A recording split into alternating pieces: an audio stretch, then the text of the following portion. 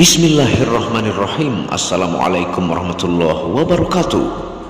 Alhamdulillahilladzi hadana lihadza wa ma kunna linahtadiya laula an hadanallah. Asyhadu an la ilaha illallah wahdahu la syarikalah wa asyhadu anna Muhammadan abduhu wa rasuluhu la nabiyya ba'da. Rabbi shrah li sadri wa yassir li amri wahlul 'uqdatam min lisani yafqahu qawli. Alhamdulillah, bersama saya lagi dengan Muhammad Hamdan Al-Ghazali dalam Tauhid Metafisik. Pada kesempatan yang berbahagia ini kita akan membahas tentang video apakah ilmu tasawuf atau sufisme aliran sesat. Tonton video ini sampai selesai supaya Anda mengerti, tidak gagal faham dan tidak menjadi fitnah karena kegagal fahaman Anda.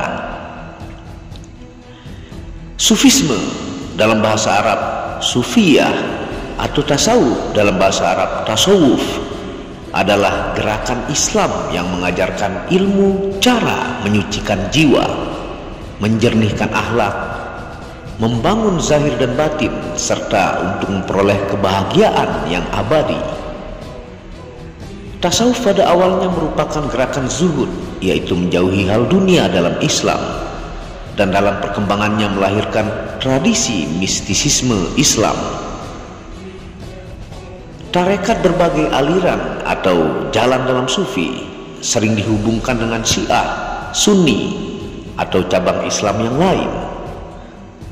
Pemikiran sufi muncul di Timur Tengah pada abad ke-8. Sekarang tradisi ini sudah tersebar ke seluruh belahan dunia. Sufisme merupakan sebuah konsep dalam Islam yang didefinisikan oleh para ahli sebagai bagian batin atau dimensi mistis Islam. Yang lain berpendapat bahwa sufisme adalah filosofi perennial yang telah ada sebelum kehadiran agama, ekspresi yang berkembang bersama agama Islam. Ada beberapa sumber perihal etimologi kata sufi. Pandangan yang umum adalah kata itu berasal dari suf, bahasa Arab, yang berarti wol, merujuk kepada jubah sederhana yang dikenakan oleh para ascetik muslim. Namun tidak semua sufi mengenakan jubah atau pakaian dari wol. Ada juga yang berpendapat bahwa sufi berasal dari kata saf, yakni barisan dalam sholat. Suatu teori etimologis yang lain menyatakan bahwa akar kata dari sufi adalah sofa, yang berarti kemurnian. Hal ini menaruh penekanan pada sufisme pada kemurnian hati dan jiwa. Dan teori lain mengatakan bahwa tasawuf berasal dari kata Yunani, yaitu teosofi, yang artinya ilmu ketuhanan. Dan inilah beberapa tokoh sufi dunia yang terkenal. Ada Rabi'ah Al-Adawiyah, Abu Nawas, Abu Yazid Al-Bustami, Junaid Al-Baghdadi, Al-Hallaj, Imam Al-Ghazali, Syekh Abdul Qadir Jailani, Muinuddin Chisti, Ibnu Arabi, Muhammad Al-Faqih Al-Muqaddam, Abul Hasan Asyadzili, Jalaluddin Rumi. Yang terkenal di Indonesia juga masuk tokoh sufi dunia, yaitu Syekh Siti Jenar, ada Sunan Bonang, ada Sunan Kalijaga, Ahmad Al-Tijani, Bawa Muhayyaddin, dan banyak lainnya. Apakah aliran ini menyimpang dari Islam? Tasawuf atau sufisme dalam agama ialah memperdalam ke arah bagian rohaniyah, ubudiyah, dan perhatiannya tercurah seputar permasalahan itu. Agama-agama di dunia banyak sekali yang menganut berbagai macam aliran batin yang mirip dengan tasawuf. Di antaranya ada sebagian orang India yang amat fakir. Mereka condong menyiksa diri sendiri demi membersihkan jiwa dan meningkatkan amal ibadahnya. Dalam agama Kristen terdapat aliran mirip tasawuf khususnya bagi para pendeta. Di Yunani muncul aliran Ruwagiin. Di Persia ada aliran yang bernama Mani. Dan di negeri-negeri lainnya banyak aliran ekstrim di bidang rohaniyah. Kemudian Islam datang dengan membawa perimbangan yang paling baik di antara kehidupan rohaniyah dan jasmaniyah serta penggunaan akal.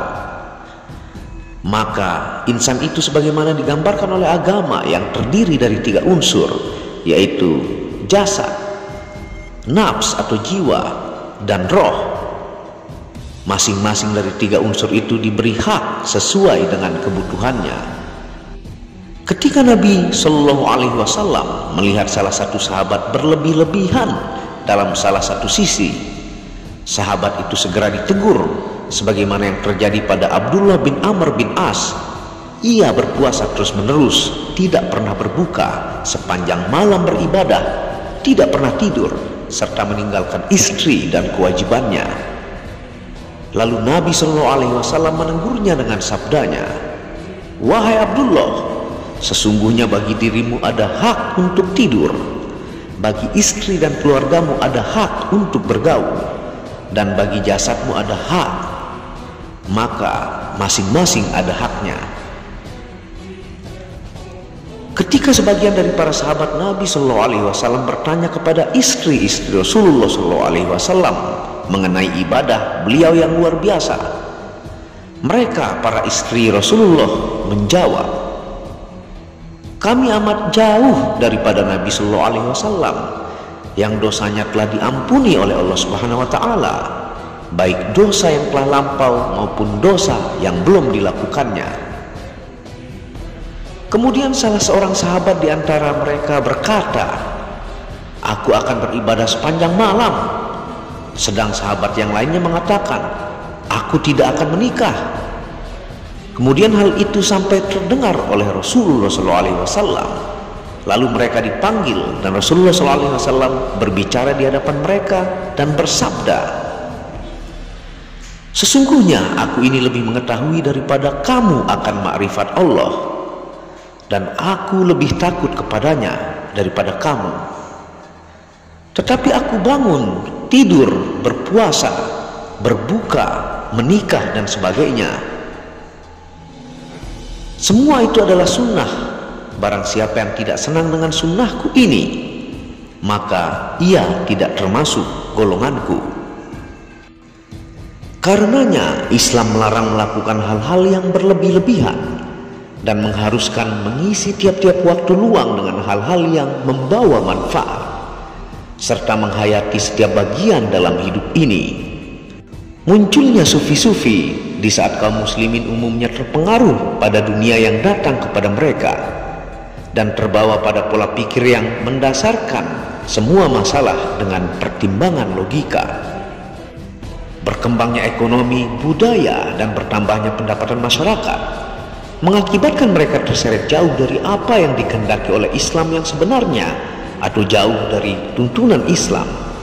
Iman dan ilmu agama menjadi falsafah dan ilmu kalam dijadikan perdebatan, dan banyak dari ulama-ulama fikih yang tidak lagi memperhatikan hakikat dari segi ibadah rohani.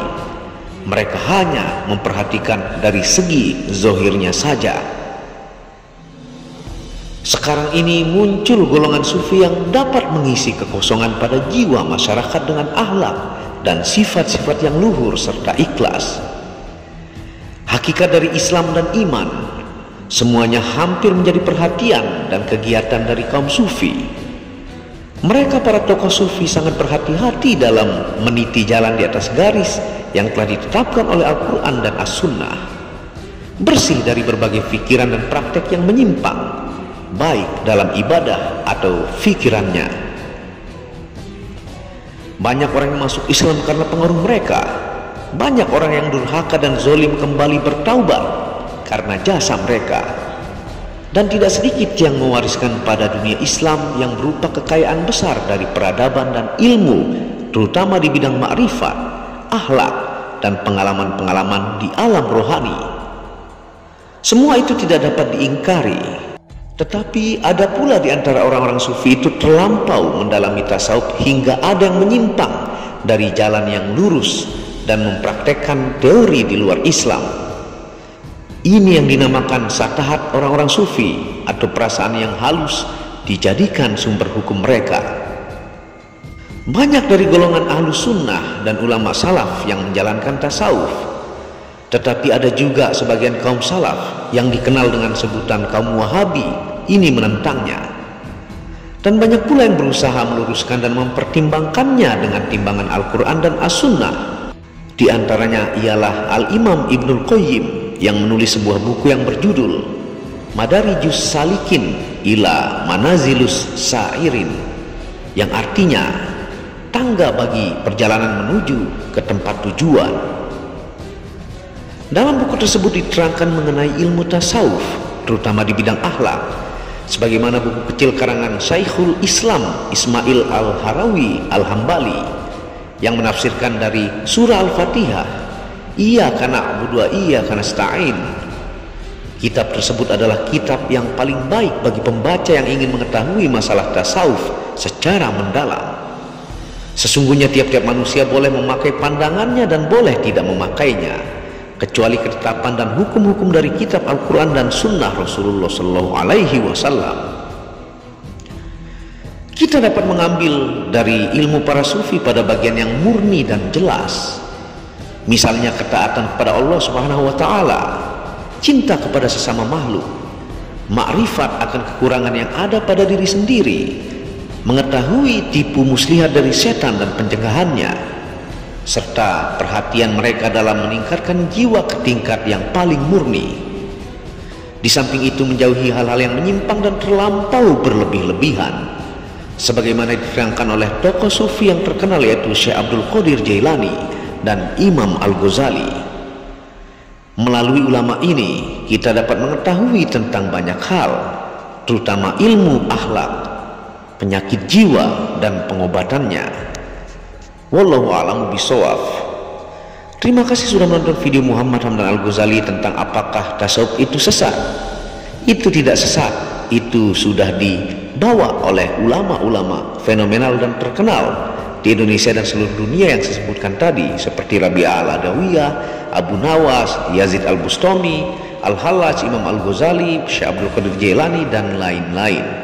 Jadi penjelasannya semoga bermanfaat kepada teman-teman. Apabila ada salah kata, itu murni dari kebodohan saya sendiri. Apabila ada benarnya, itu datangnya dari Allah. Wabillahi taufiq wal hidayah. Assalamualaikum warahmatullahi wabarakatuh.